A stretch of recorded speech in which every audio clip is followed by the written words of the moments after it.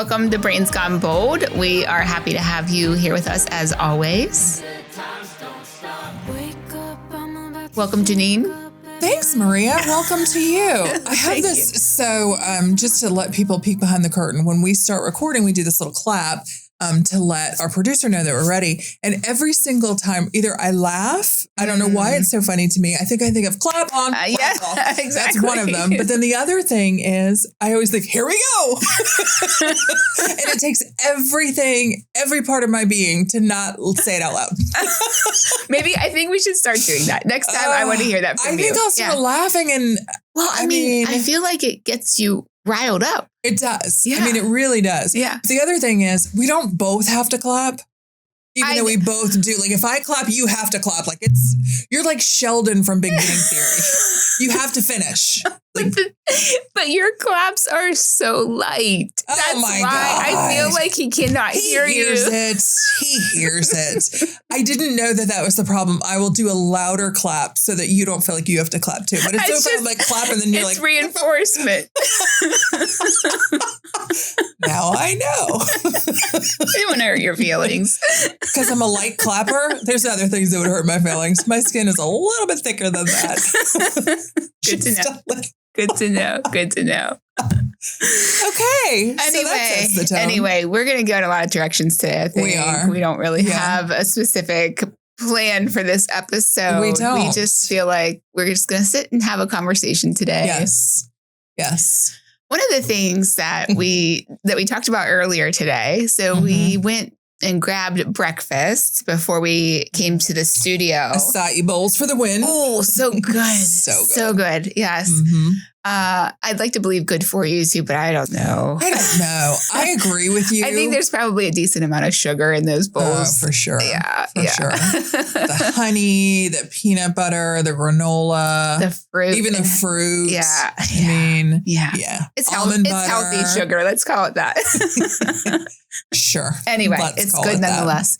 So delicious though. I know. Anyway, so the place that we went to was one of those that has the half booths, I'll call it, where each table has a chair, very uncomfortable chair. Very uncomfortable chair. I don't understand. I cannot stand those chairs. Why do places have such uncomfortable seats? I'm going to assume it's cost.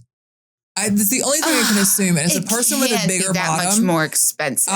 Every restaurant that I walk into, I try to identify a comfortable or the most comfortable to cover both of my cheeks. I'm serious. I mean, but those ones in particular, it's those metal ones, those little stark metal chairs. But I do think they're inexpensive. And so that's why I think some restaurants do that. It changes the whole experience. It does. Oh, I agree. Yeah. I don't want to eat there because it's not comfortable or I position myself on the bench. Yeah.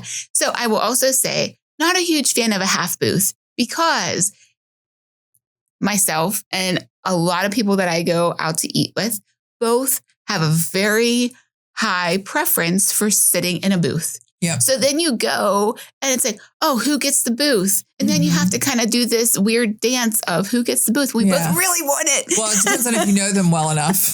Yeah. Otherwise, there's that polite dance of, no, you take it. No, it's fine. Oh, it's fine. Exactly. No, you take it. No, you take it. But you don't mean it because you really want it. Of course not. So this is a PSA to any restaurant owners. No more half booths, please. No more half booths and no more terrible chairs. Yes. Please. Yes. Spring for the good chairs. Yes. Yeah. So anyway. Although maybe that's because they want to get them out of there sooner. They don't want you lingering. And so if you're in an uncomfortable chair, you'll eat and get the hell out. Valid. Maybe. I don't know. I don't know. Anyway, this morning at this location, there was only one other customer in the whole place. It was just the two of us. So I kind of, while you were ordering, I thought to myself, man, I think we both want to sit on the booth side because we've been here before. I knew you liked that. Always, yep. And so I took a risk and I sat on the booth side, wondering if you would be comfortable also sitting on the booth side because there are multiple tables. And there's what, 6 tables in there? Yeah, so with multiple 2-person tables and you know the drill. And I did wrestle with that for a moment because I'm like, I don't know how she's going to feel about this. And so I'll tell you from my perspective, when I first turned around and saw you were in the booth, I was like, shit. And then I was like, I'm going to sit on the booth side too. Nice. But when I walked over, I did have that hesitation which thankfully you said, you can sit on the same side if you want. Yeah. I was like, are you okay sitting here next to me? And I was like, yeah. Because it was also the side that the sun was coming in on. And because you're going back to a cold place and we're here in Florida right now, don't make that face at me. It's nice to soak up the sun wherever you can. Indeed. Yes. Not only you're going back to a cold place, it tends to be gloomy. I'm just saying. Jeanine, you have no idea what I'm feeling about that right now. All right, let's not talk about it. Just for context, anyone listening, we currently are in Jacksonville, Florida. I came here yesterday, right? Day before. I came here the day before yesterday. I'm leaving today. Today it is 66 degrees. Or will be.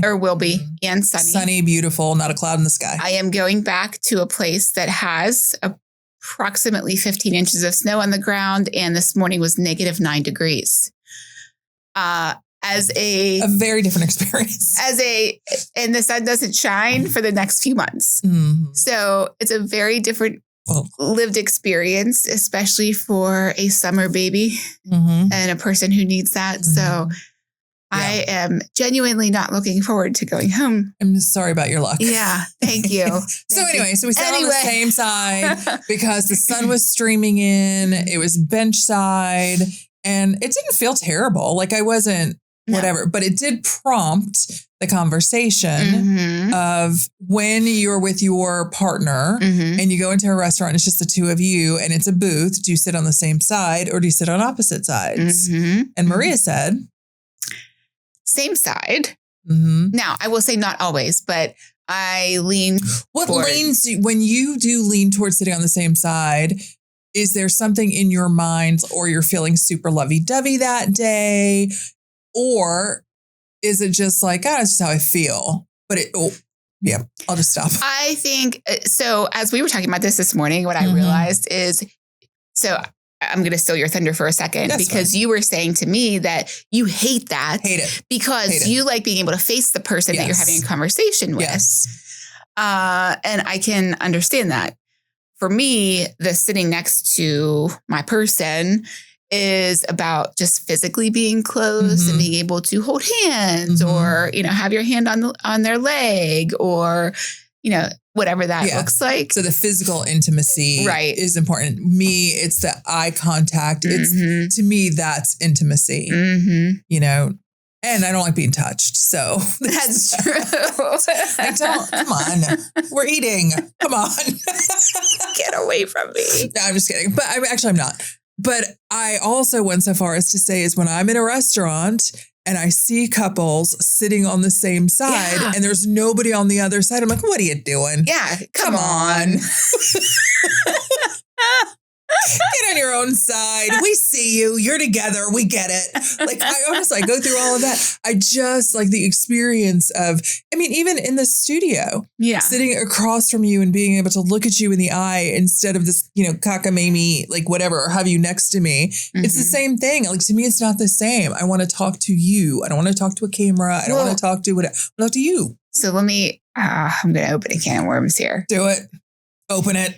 So for couples who, let's pretend that it was an older couple that you saw sitting next to one another, who have been together. How old?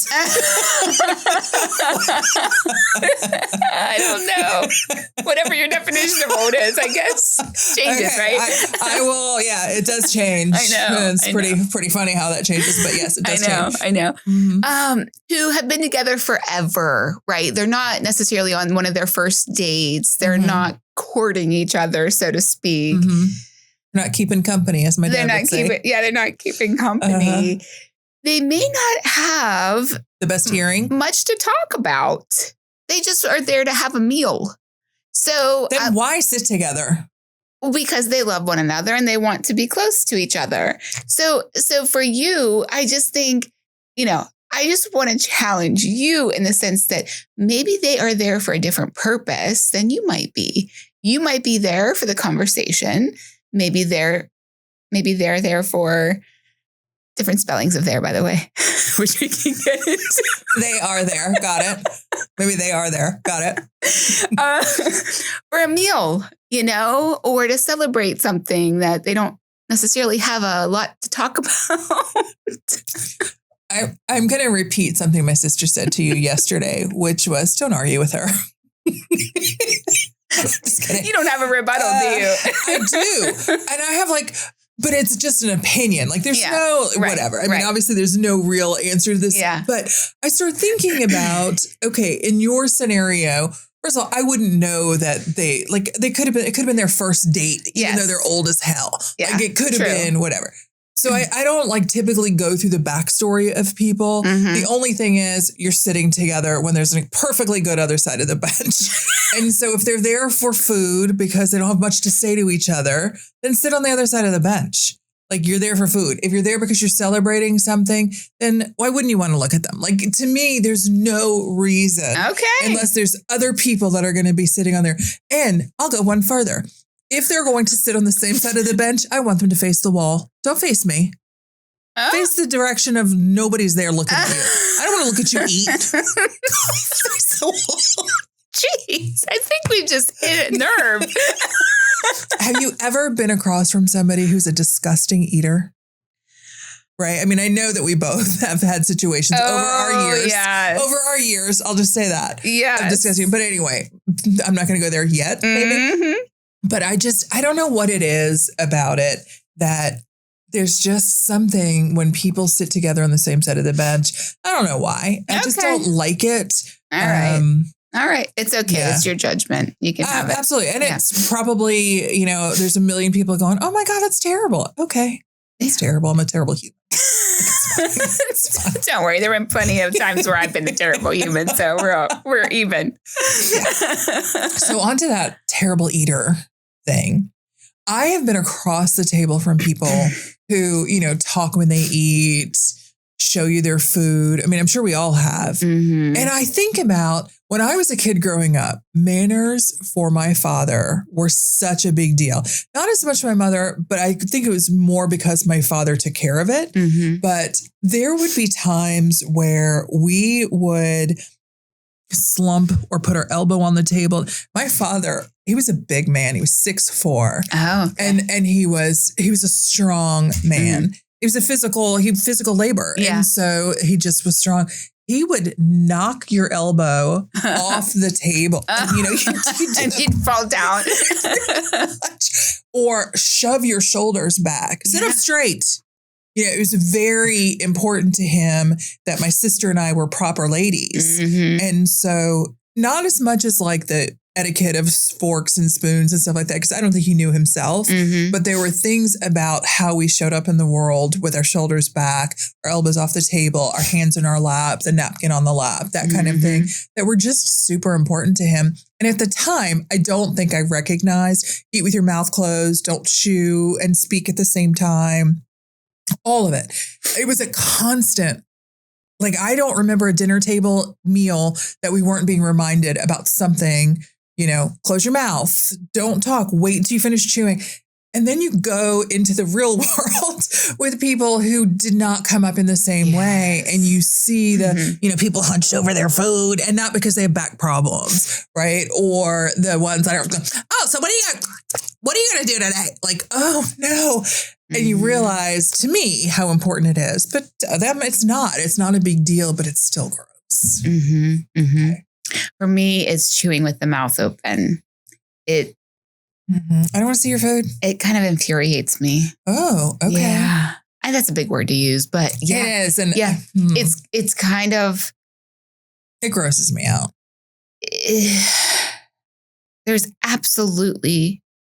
There are very few reasons that you should be regularly chewing with your mouth open. Mm-hmm. Okay. Yeah. Give me one. I'm just curious. Maybe you've had dental work that makes it difficult for you to close your mouth all the way. Okay.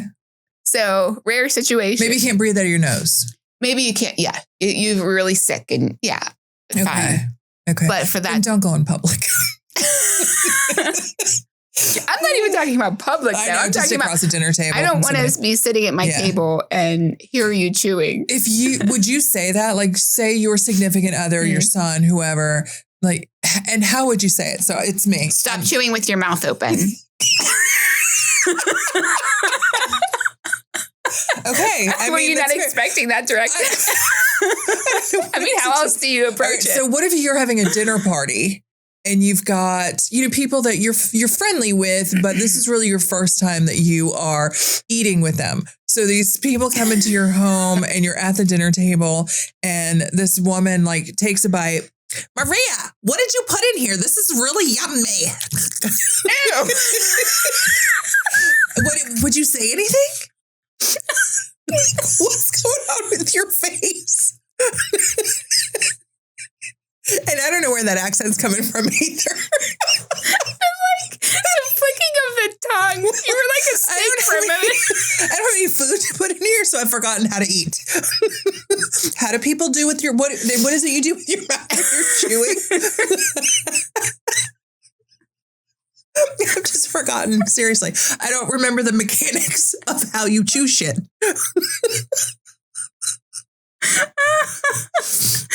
Okay. Would I say anything in that situation? No, but I would be silently judging. Yeah. Yeah. It would be, I don't think I would say anything either. I would be focused on it more so than I would want to be. Yeah. Like it would overtake my awareness in a way that disagree. I wouldn't be able to be fully present in the conversation because I'd be so focused on the fact that she is doing that. Yeah. Yeah. I think I agree with you. I don't think I would say anything. Yeah. I would have to know somebody really well to be like, dude, like, what are you doing there? Close your mouth. I don't want to see your food. There have been people that I've said that I don't know very well. And it's also because I don't necessarily care about them as much. Yeah. And so like, I don't want to see your food. Instead of chew with you, like, I'm not giving them instructions, just, I don't want to see your food. Or remember the say it, don't spray it? Yeah. Oh my goodness. I have not thought about it in years. So long. So, yes. Maybe there's a more adult version of that or something to say. But I do then become so fixated on that. And even if somebody else was talking to me, I'd be like, I can't play poker because I truthfully do not have a poker face. Yeah. If I'm thinking it, more than likely it's on my face. So that would be tough. Would you invite her back to your home or go out and have another meal with her? Ooh. So it's a person you really like. That is a tough one. I might try to just have coffee with her or something. Yeah. No food involved next time. She's going to order a cookie. And then there's a muffin. There's a comedian, Sebastian Maniscalco, and he does this whole routine of what's with the people who like get a cookie or a bag and then they eat from the bag instead of like, what are you, an animal? And I think about stuff like that when I see people do it. And by the way, I've done that. Like I have too. So I'm not judging that, but just what are you, an animal? Like there are times that I have wanted to say that to people. Yes. Like, because you can't even fathom that they think that this is an okay thing. Well, and going back to your point of being raised in a way that taught you not to do these things, I struggle with even believing that it's all about how you were raised. To me, that's just common human decency and adult manners. So how do you not pick up on that? Right. When you see everybody else around you. Even if you weren't taught it as a child, how do you not pick up on that in adulthood, that the chewing like that is unacceptable? Yeah. You know what I mean? And if you have picked up on it, you just don't care. Or maybe they genuinely have a problem. Maybe. They have an adenoid issue or whatever. But I always think about, don't they have anybody in their life that loves them? Right? Enough to tell them like, dude, that's not how people do that. Like you chew with your mouth closed. Yeah. I really do think that all the time. And I think I told you that story about there was a person in my life that would draw their eyebrows on in a really weird way and an unattractively weird way. Unattractive to me, but most people, unattractive to most people as well. And I remember saying to my niece, I feel like there's nobody in her life that loves her enough to tell her that's not okay. And I also think, does she not have a mirror? Has she never seen other people in life? Right. Like I go through that whole thing. And listen, I know I'm not a beauty queen. I'm not, saying that I am, but I don't try to go out of my way to do weird things. Anyway, my niece, in her very sweet and kind way, said she might like it that way. She might. Yeah. Right. Okay. Now I feel like an ass. Right. I feel like such an ass now, but yeah, you're right. And I think she was like 15 when we had this conversation. But to your point, as far as food and chewing, that's a manner. That's not, I like my hair blue or green or short or long. Right. It's mannerisms. Yeah. And it's also unsanitary. Yeah. I don't want to have your food on my face. Right? Like, ew. And God forbid, in my mouth. Yeah. Right? Somebody's talking to you. Because I have eaten with people that it is a very distinct possibility with their food flying around that it could land somewhere in my vicinity. Yes. Yes. I wouldn't date anybody if I had dinner with them and then that happened. It just would be really tough. So what would you do if you had started dating someone and you went to a restaurant and you sat down and they sat next to you? Would that be a deal breaker? I actually would say something about that. I would say, I would love it if you sat across from me so we could see each other when we were eating. Oh, that's so yeah, I would definitely say, because I would genuinely mean it. Yeah. Like, so if somebody had gone out with a few times and he slid in, as much as like, oh, I'd rather you sit there. And I genuinely, warmly mean that. Yes. And so, yeah. Okay. I wouldn't like approach strangers and go, get on different sides of the boat. But yeah. Yeah. There are things, it's funny because when you ask about like somebody dating, there are things that in my mind, I feel like would be deal breakers, not water flossing. I know. Yes. Water flossing. No. And bad drivers. We need to stay there for a moment, please. Okay. Specifically water flossing. Yes. You have to water floss. Yes. You want to put your tongue in my mouth, you need to water floss. Anything more we need to say about that? Just eliminated like that's okay. 90% of the population. You can start water flossing. It is not that hard. So do you have that? I know you have dating profiles out there. Do you have that on your dating profile? I don't. In order to be eligible, you must water floss. And let's be clear. When you say, I know you have dating profiles out there, I do not. I did, but I do not. You stopped? I stopped. Oh, I'm sorry. Don't be sorry. It's fine. Okay. I'm much more peaceful now. Did you find the one? I did. You're right across from me. Yeah. I don't water floss though, so I'm not a match. I do floss every single day, but not water floss. Yeah. So I need to understand that better. We should probably talk about that in a different, because I just feel like there are a lot of gross things in our mouth. Regular flossing doesn't quite get there, and brushing your teeth does not either. And I don't care. I've had many people tell me, oh, I've got that like those toothbrushes that do this. Yeah. It does not get in between your teeth the way you think it does. It doesn't. It just doesn't. It just doesn't. And so, yeah, no. So the water flossing though, for me is messy. Can be. Clean up after yourself. Yeah. I don't have the patience for that. Yeah. No. I would love to do an experiment with you one time then. Okay. And brush your teeth, do your regular floss, and then water floss. Okay. And when you see what comes out, you will never not water floss. I mean, I'm not a dentist, nor do I play one on TV, but I am strong advocate for water flossing. Yes. Okay, I was not expecting that to be on your list. that was a curveball. Yeah. All right. What else? Deal breakers. Driving, not using your blinkers. Yep. You heard me. Not using your blinkers and driving in the left lane. Why do you need to drive in the left lane? Get over. Pass somebody, get over. If you're going to pass somebody, use your blinker, get over. You're going to turn, use your blinker. I just want a little bit of clarity here. These are deal breakers? Yes, you heard me. Deal breakers. Because just think about this. When we were talking about the person eating and doing this stuff and you'd be fixated on it, I would fixate on it. I would sit in the seat and constantly like, use your blinker, get over. Why are you? And it would just drive us both insane. Yes. And so if it's not something, I will never get used to not using it. Yeah. I will never get used to not. And so, yes, it is a deal breaker. And it might make me crazy, and I'm okay. That is okay, because I feel like it's healthy to know your boundaries. I think so often early in life, we go into dating relationships and we think, we bend. We think, that's annoying, but I'll deal with it or whatever. And then it becomes this huge focus because you can't get over it. It's something that's important to you. And I already know enough that I won't get over that. Yeah. And that's good awareness to have.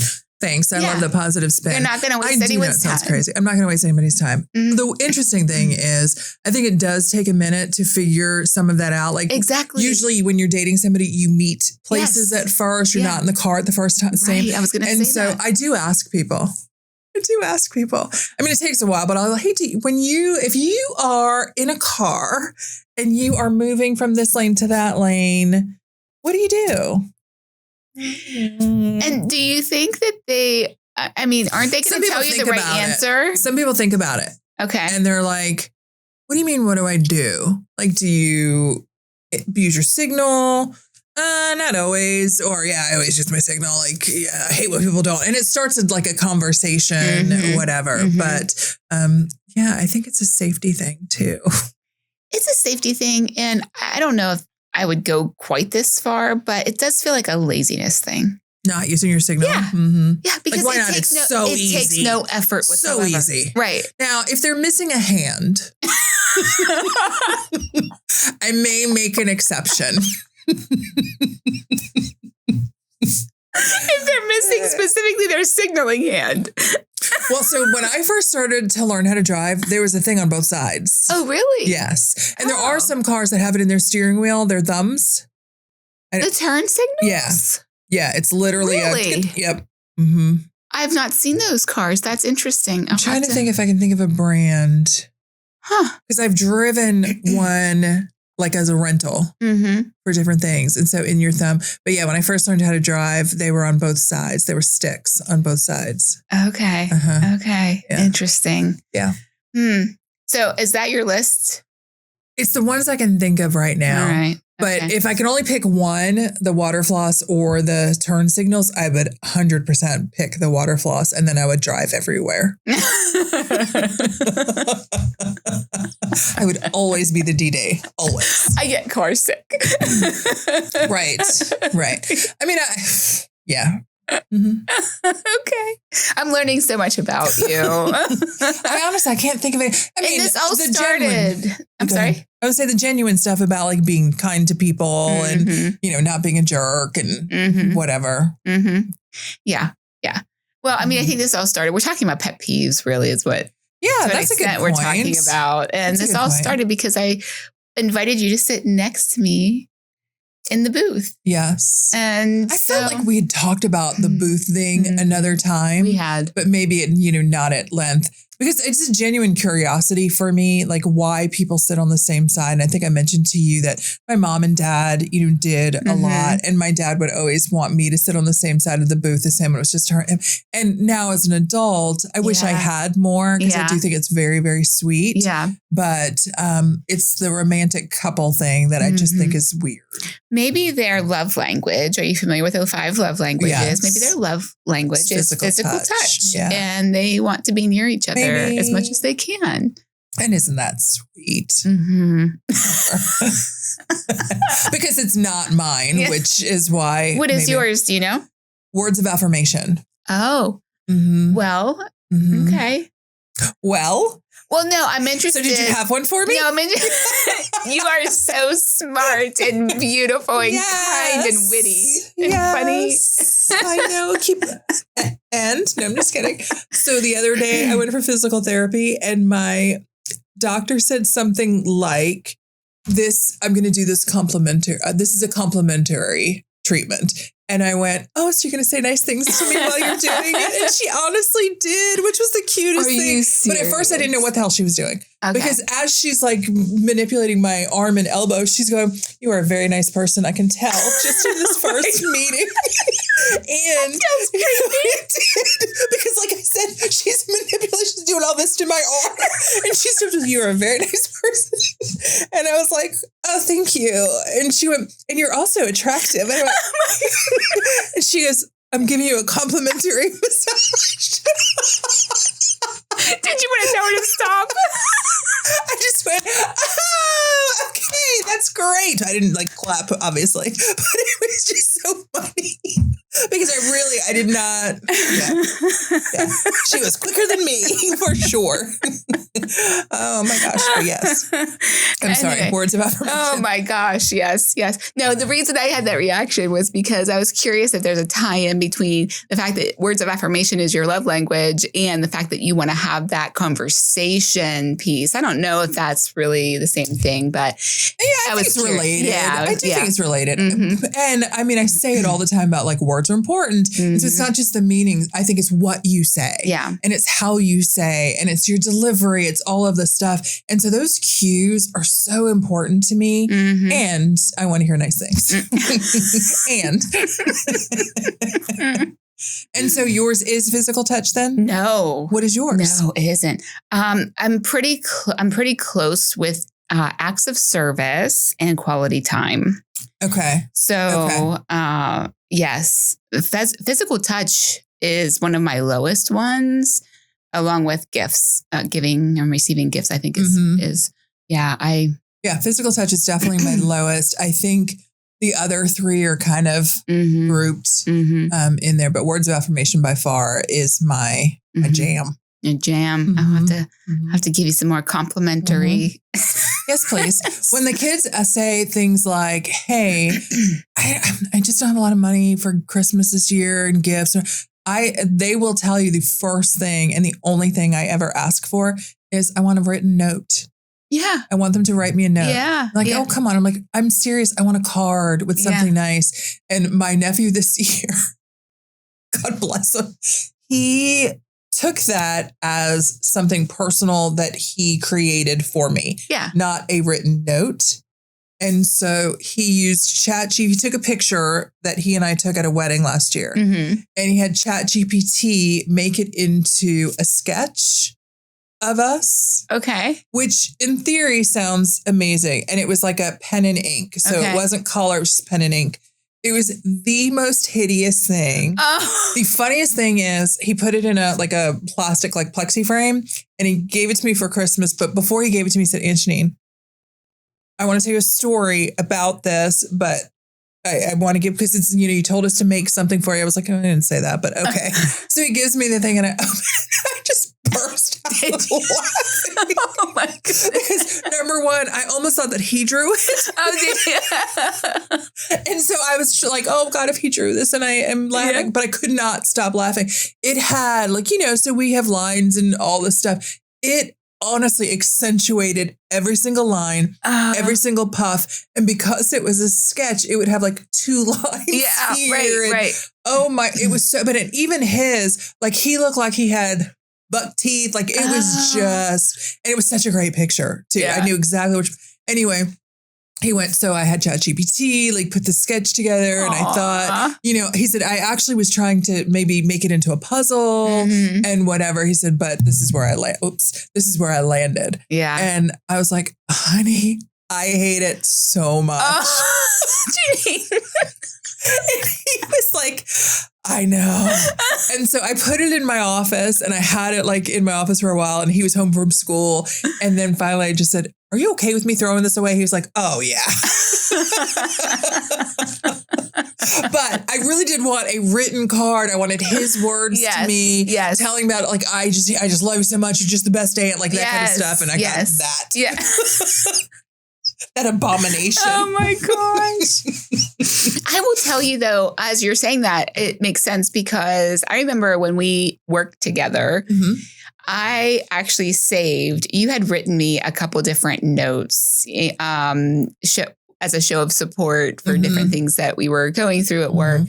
And it was so meaningful to me. Oh, I'm glad. And I want my goodness, for it to be. I actually came across one of them the other day randomly. And I was like, oh, I'm still going to keep this because it just meant so much. So I think that's a gift that you have because it's your love language. Yeah. So it's important. Yeah. To me. Yeah. And so you're right. I do force it on others. Tell me what I want to hear. Yes, I'm doing this for you. Doesn't it make you want to do something for me? Right. Yes. My girlfriend is a gift giver. Like she is. And so I automatically assume that because she's a gift giver that she wants gifts, and that is not the case. Oh. She just loves the act of giving, especially in her mind, the perfect gift. And so maybe 6 years ago, I mentioned something about this ring that it'll show up in 6 years. Yeah. And she's kept it in her brain all that time, which I think is such a treasure. Yes. It is very thoughtful. But she's like, please don't. Honestly, it makes her uncomfortable when you get her gifts. Yeah. She is also words of affirmation, and she is a quality time. And so the two of those things together, spending time with her is so much more important than any gift you could potentially get her. So knowing those things, I love that whole 5 love language thing. I do think it's really important. And when you can figure out what somebody else's is and then speak to them with that language, what a nice thing to be able to do. Yes. Yeah. If you can stay aware of it. Well, that is really important. Yeah. I mean, we get so lost in life every single day that keeping track of so Maria's love language is this, or, whatever it is. If you've mentioned that you like this thing, I mean, I try to remember those little details. You had told me one time about a gift that you had received and then it either went missing or broke. And so I saw something similar and just was like, I think that's important, those kind of connections and doing those things for people. And so I try to, I want to be thoughtful. I'm not always thoughtful. As you all know, I can be pretty, sometimes pretty ruthless and judgmental and this. No. But I want to balance it with this nicer side. Yeah. I think I told you one time, I had this woman that I worked with 30 years ago, and she was from the UK. And I would tell her some really terrible stories. Of course, I was in my 20s. And so the way I saw the world was skewed. And I think she was probably in her 30s or 40s at the time. So I'd tell her these stories. But then I would also tell her that I was watching Touched by an Angel, and it just made me really cry. And I just remember one day her coming in and going, "You are such an enigma." And I was like, "What do you mean?" She goes, "You are harsh and critical and ruthless, but you're also soft and tender, and you cry at Touched by an Angel." Yes. And I was like, okay, I'll take that. I'll take the enigma. Which is actually interesting because that's another thing that we've talked about, which is, can two things be true at once? Yes, right. I think that's maybe for a future discussion, but I agree. That's a good conversation. Yeah. Because, spoiler alert, yes, I think that's true. Not in everything, though. I do think at some point you have to pick. But anyway, we'll save that for a future episode. All right. So we're going to wrap this one up, which was about a little bit of everything here today. But a little bit of everything and a lot of nothing. Mostly Jeanine's judgments, but that's what we're going to call this, Jeanine's judgments. We should have a corner on every show, the JJ corner for Jeanine's judgments. Okay. Just kidding. Okay. I don't want to be this way. Oh my gosh. Yes. Now I feel bad. Well, you should. That's okay. I don't. I don't. Are both of those things true? You do and you don't? Not in this case. I genuinely don't. Okay. All right. Anyway, thank you for sharing with us all of your judgments. Thank you for joining us on another episode of Brains Gone Bold. Yes, always. Like, subscribe, share, comment, tell us your own pet peeves. Judge Jeanine's judgments. What are you judging me about? It's okay. We'll be happy to have the conversation with you. Yes. So, we want the conversation for sure. Indeed. Thanks for joining us. Thank you. Come back next time. Bye-bye. Bye.